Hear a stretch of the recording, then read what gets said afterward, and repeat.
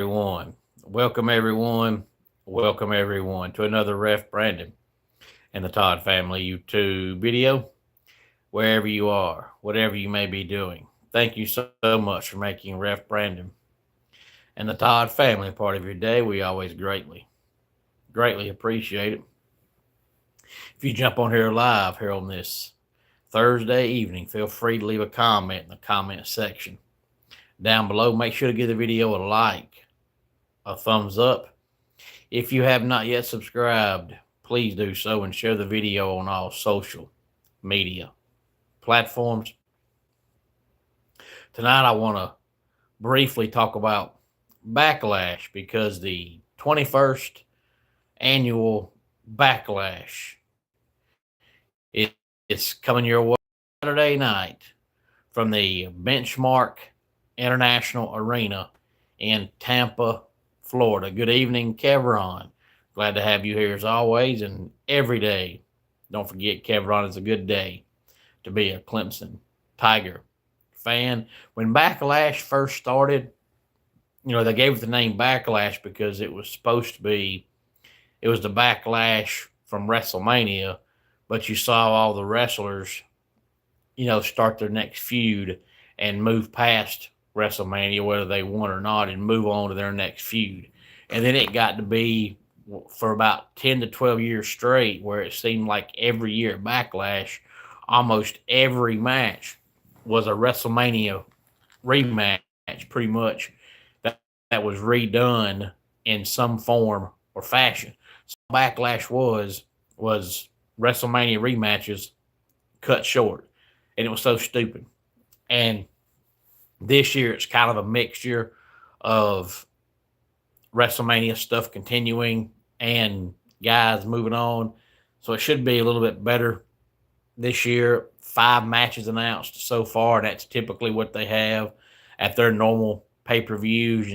Only the big name ones like Royal Rumble and WrestleMania and SummerSlam and Survivor Series might have more than 5 matches. The rest of them, 4 to 5 matches is normally what they have. But I'm still amazed at all the people that get up in arms about all the releases, and they happen on for 15 years now. That every year after WrestleMania, bukus of wrestlers get released, and right after WrestleMania. Why people still feel like it's something different and it's unexpected, I don't know. It happens every single year. Now, it's a little bit different now because back in the day,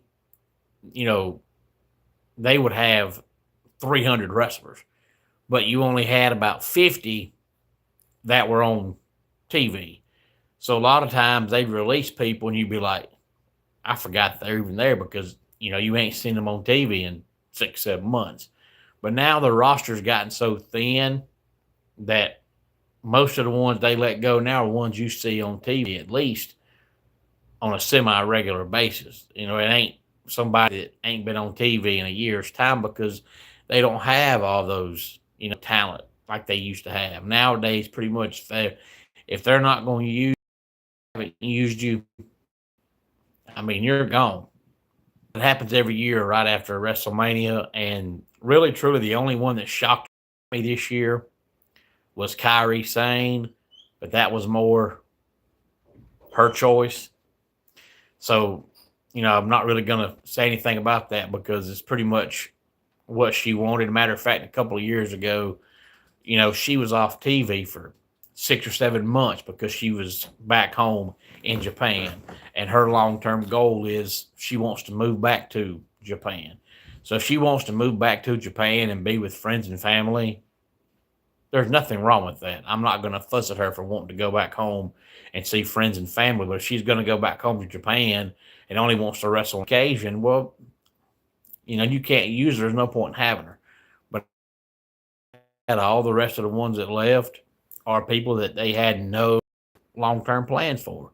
And if they don't have long-term plans for you, they're not going to use you. And it may continue now because now they're saying that TKO offered just about everybody in the company, except for maybe the 3 or 4 at the top of the totem pole, they offered all of them a pay cut, and they're wanting them all to take a pay cut. And I don't know how significant the pay cut is. Are you going from making $1 million to making 500,000, or are you going from making $1 million to making 900,000, or are you going from making $1 million to making 100,000? I don't know. All I know is they offered them all a pay cut, and they encouraged them all to take a pay cut. And I'm sure that there's some that's not going to do that. There's some that's going to say, hey, if you're going to cut my pay, just let me go. Hey there, Roblox girl. Glad to have you here on this third. Let's go ahead and talk about Backlash real quick, coming up on Saturday night. Hey there, Tops. And hey there, Lipson. Glad to have y'all here as well. If it's y'all's first time here on the channel, thank you so much for stopping by, and whatever the reason it was that made you stop tonight by the channel, thank you very much. Feel free to give the video a like, a thumbs up, subscribe to the channel, and tell your friends, tell your family about the channel, and share the video on all social media platforms. Hey there, Nevin. Glad to have you here. But the 5 matches coming up on Saturday night, we have Seth Rollins versus Braun Breaker. Thank you for subscribing, Lips. Really greatly appreciate that very much. That takes 2 seconds. I appreciate you doing that. And this is what I was talking about a while ago, saying it's kind of a continuation of WrestleMania, because Braun was out hurt, so Braun didn't wrestle at WrestleMania, but the original plan was these 2 guys at WrestleMania. And since Braun, the feud's got to continue, so now we're going to have Seth Rollins versus Braun Breaker. You know, there's rare bloodline. It's gold. Only 6 people. Yeah, I know. And to be honest with you, to me, that thing has gotten really, really, really, really, really confusing, because, you know, the bloodline, just that particular angle with those people has been going on so long now that if you miss one episode of television, unless you get online and read about it, you're clueless. Because at one time they had, 12, 13, 14 of them, and then they split off into 2. Then they come back as 1. Now they've added and then taken away, and now some at the company. That's really, really, really confusing. Trick Williams is going one-on-one with Sami Zayn for the United States Championship. Io Sky versus Asuka. And then we have Danhausen and a mystery partner going against The Miz and Kit Wilson. Now, we know Kit Wilson was part of that tag team called Pretty Deadly.